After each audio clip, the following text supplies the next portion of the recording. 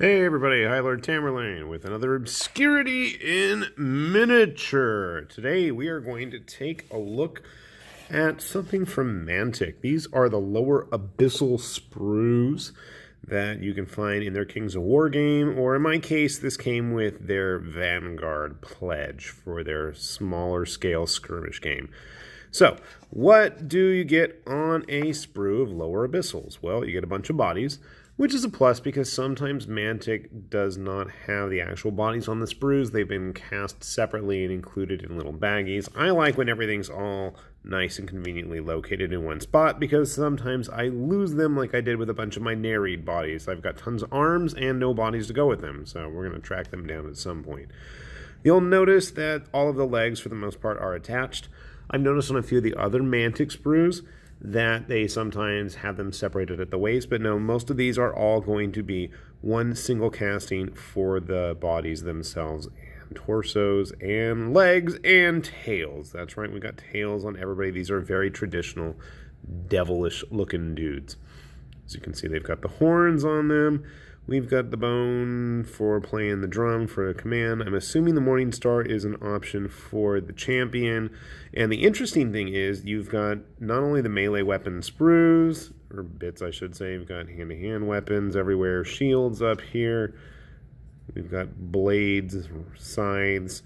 But we also have these fireball options because that's another unit choice in Kings of War with the Abyssal hordes, is you can run them as pure melee units in hand-to-hand combat, or you can have them as a ranged unit throwing fireballs everywhere. Also of particular interest are the familiars. If you haven't picked up any of the Mantic sprues, most Mantic sprues tend to have little mascot-like characters on them. So the Nereids for the Trident Realms, or the Aquatic faction, they've got like little otters on there. The dwarves have their mastiffs for throwing. The orcs have little snotling, goblin, whatever they're called, things hanging out.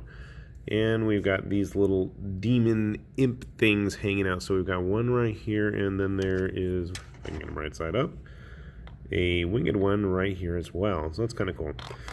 Quite a few different heads. All of them have horns of various sorts. I'm assuming this is a standard of some kind.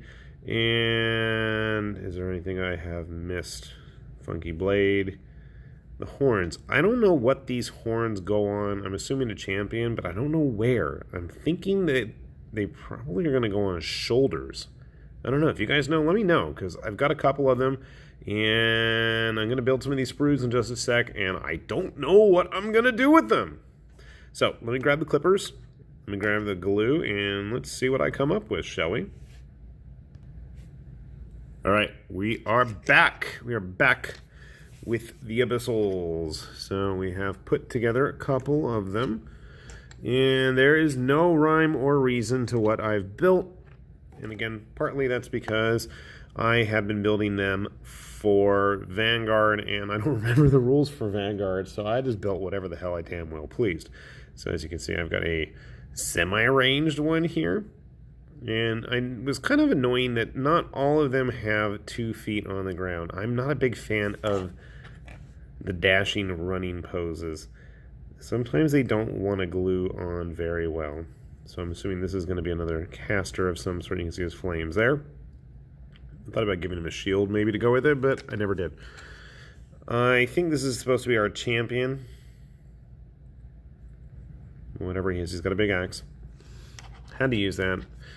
And we went with one of the scythes. I think there were 2 scythes. I'll have to double check. But at least one of them has one.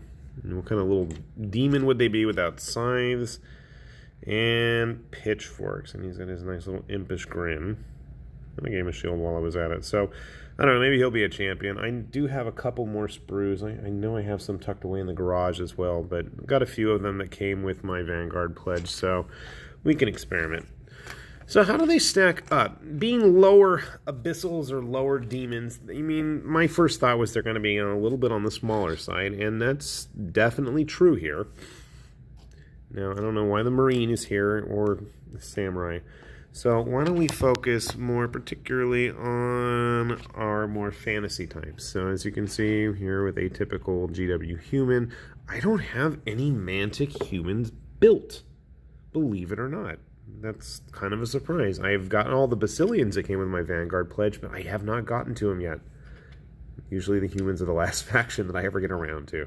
So you can see here that they are a little bit smaller. They're not as small as, say, a goblin. I have an old Night Goblin here. But they're kind of a healthy in-between.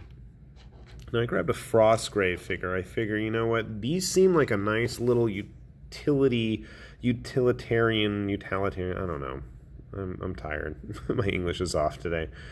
These seem like models that would have a lot of utility for a lot of different fantasy games if you're just in need of generic demons, especially with Frostgrave's summoning mechanics. I mean, why not have a pile of monsters following you around? As well as in Dracula's America, I was thinking. At least those two are ones off the top of my head that I'm vaguely familiar with the rules that I could totally see them working quite well in. And I mean, obviously, other games like Song of Blades and Heroes and all the other various generic open model rule sets out there for fantasy stuff, you can totally get away with using these guys. So the fact that you also get quite a few per box is quite a bonus. Last I checked, they almost work out to like almost $1 a figure, and you get at least 20, I believe, in a box if you get them directly from the Kings of War line. So they're not a bad little investment, and you probably can get a lot of bang for your buck. I'm going to probably paint mine up in different colors, and honestly, I think I might have some left over from an old Kings of War pledge or I got traded with, and I may just end up making a couple of different colored war bands that match up with the GW Chaos Demons. Nobody else is going to know except me and you guys, so who cares, right?